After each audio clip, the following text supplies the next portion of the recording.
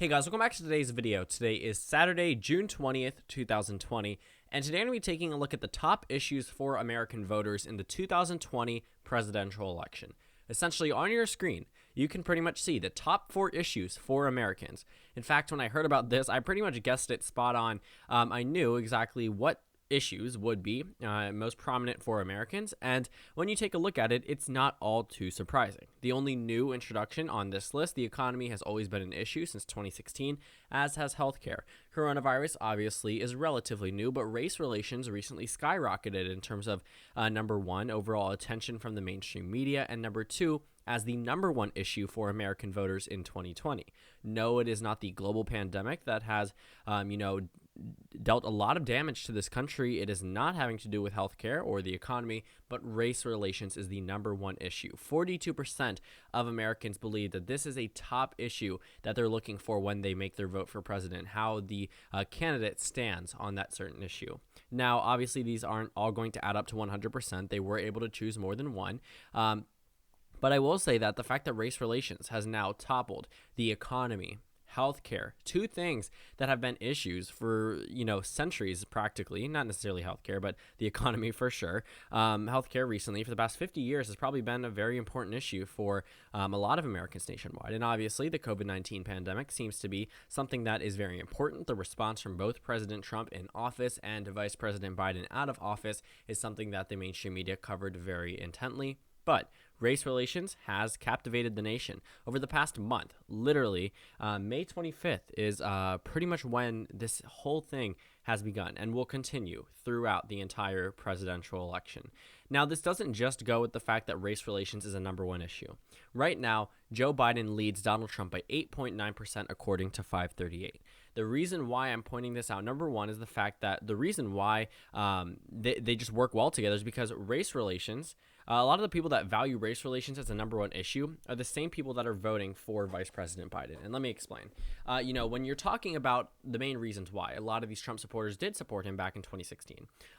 He won the Republican primary on the fact that he was an outsider, number 1.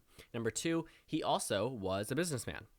He was able to essentially convince a number of voters that he would be phenomenal for the economy. In fact, in every single part of the questions that are asked for President Trump in terms of approval, he's disapproved of in mostly everything except for international handling of situations and the economy. In healthcare, he's disapproved of in literally job approval, he's disapproved of in, but there still are some people, even today, that more people approve of the way that President Trump handles the economy than disapprove. And that's one of his main issues. The economy, is the economy stupid? That type of rhetoric has been very prevalent from the Trump campaign. Now, for race relations, that's something the Biden campaign is really harping on. You really don't see the Biden campaign going too much on the economy. Yes, it is very bad for President Trump right now. The United States government expects the unemployment rate to be 10% through 2020, meaning in December 2020, the unemployment rate will still probably be 10% as a result of the COVID-19 pandemic. But it doesn't look like coronavirus is a top issue anymore. It doesn't look like healthcare is toppling the economy. Now it's the economy and race relations. And both of those have drastically different supporters in terms of who values that to be their number 1 or top issues for America. Because a lot of the time, when we saw the sudden increase in support for the Black Lives Matter movement, we saw the country take a shift to the left. It's no coincidence that all of a sudden, in the past, 3 weeks, American approval of Black Lives Matter went up 15%, and Joe Biden went up in the polls as well. In fact, in this very CNN poll, the same thing that shows race relations as the number 1 issue, a question asked shows Joe Biden ahead of Donald Trump by 14%. Yes, this is the same poll that Donald Trump asked CNN to apologize for, but a lot of new data comes out and suggests that they weren't too far off from what other data suggests. Fox News is plus 12. A number of other polls show that Donald Trump is behind Joe Biden, sometimes in double digits. While I do think that the general election poll does have its faults, I do think that pretty much any type of mainstream poll will have its issues. I will not say that we shouldn't talk about the other parts of it, because the general election data is not the only thing we need to worry about.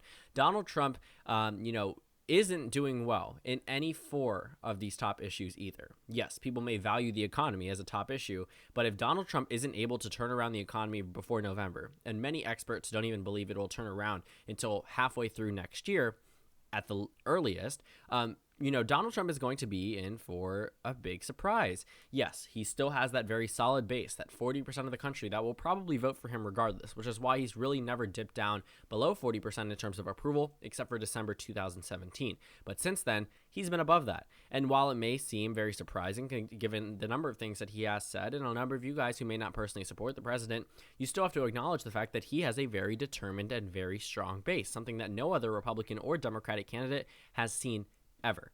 And when you take a look at the issues that they value themselves, these are not color coded for a specific reason. It's just because I have white at the top and red, white, and blue. It's the American flag, whatever. But race relations, number one, is a top issue. Donald Trump is responding to that very negatively in terms of the viewpoint of Americans. A lot of them disapprove of the way that he is tweeting. In fact, I think 65% of Americans say that his tweets are not aimed at uniting the nation, which obviously is not a good look. Meaning, number one, Donald Trump's main form of communication to the American people is through Twitter. A lot of what he truly wants to say comes out there, and then a lot of what his, thought through and packaged up is sent out through the White House, through the press secretary, whatever it might be. But Donald Trump seems to be effectively communicating with his supporters and non-supporters through Twitter.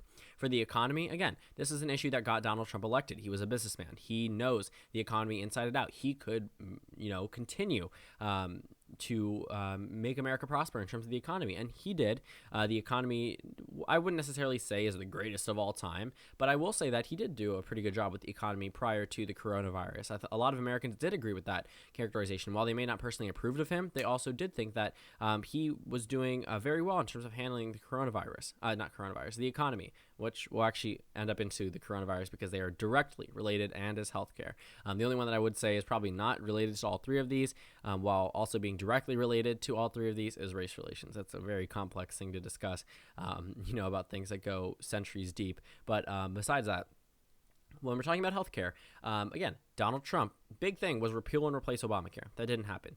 Whether it was due to John McCain or it was due to a number of other Republicans just saying, no, we're not going to tackle that anymore, especially before the midterm elections. Geez, they would have had to do it then. That's not going to happen now.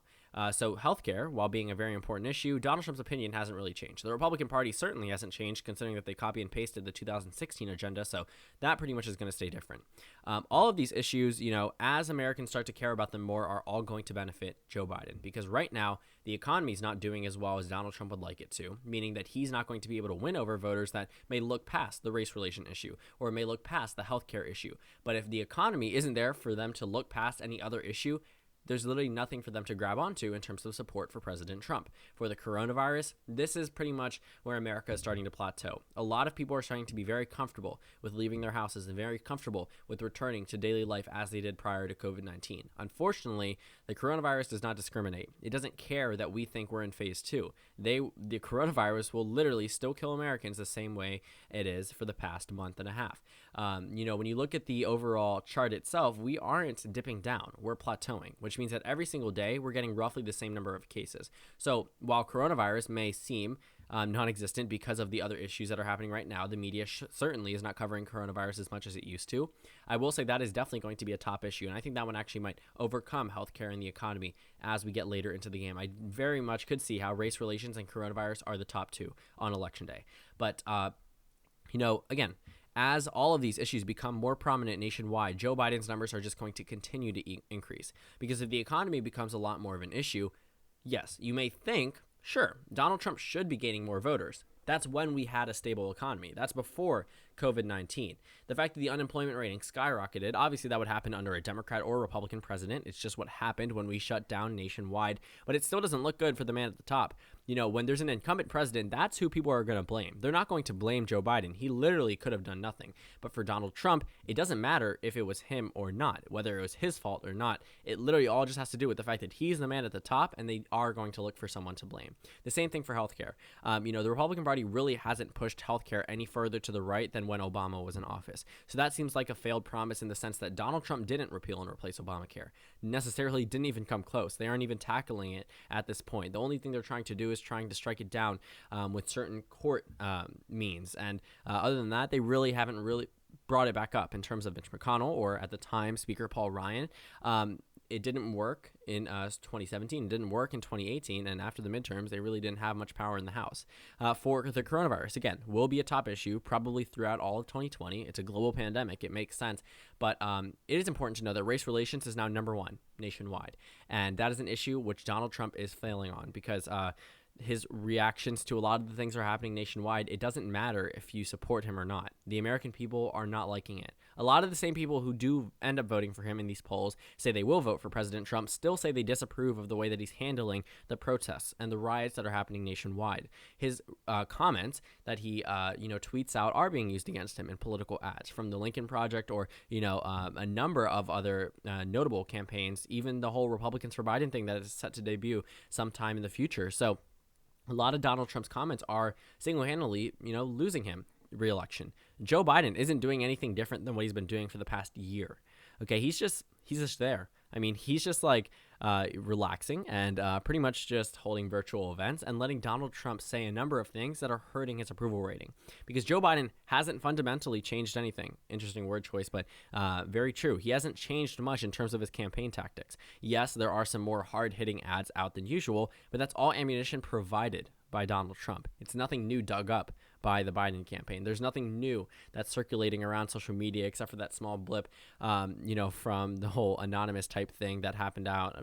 I don't even know how long ago that was. Time just flies by or goes very slowly, so I really couldn't tell you.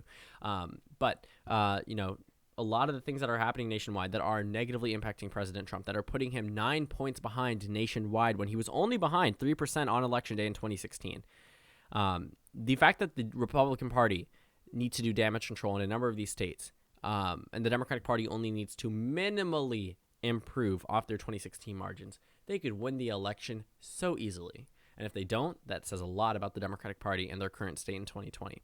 But if they do, it doesn't say much about the Democratic Party either. Unfortunately for them, they're in this limbo where Donald Trump is single-handedly energizing Democrats. The 2018 midterms attest to that. The Democratic Party's entire message in the midterm elections was getting a congressional delegation that could oppose President Trump's agenda. Yes, the Tea Party did the same thing with Obama, and it didn't work in 2012, but there was a lot more for Mitt Romney in the primary season. There was a lot more behind, that candidate necessarily because of the fact that, sure, Obama, of course, ousting an incumbent, but there was a lot more policy behind Mitt Romney. A lot of it was a new approach to the economy. They acknowledged Obama's ability to recover from a recession, but it wasn't where the American people wanted the economy to be. And that was one of the main issues. But for 2020, one of the main issues why people are voting for Joe Biden, in fact, the number one reason why people are voting for him, and in the Democratic primary we saw this as well, is because they saw Joe Biden as either the most electable candidate against President Trump or they just want Donald Trump out. They aren't voting for Joe Biden based off policy, which is why we could see the Democratic Party possibly fall apart in 4 years from now. But that seems to be a very effective campaign tactic, especially with Donald Trump on the ballot, because in 2018, you were voting against the Republican Party because they embodied Donald Trump. In 2020, you are voting against Donald Trump. So that type of rhetoric will work in 2020, and I wouldn't be surprised if the Democratic Party did win based off that alone.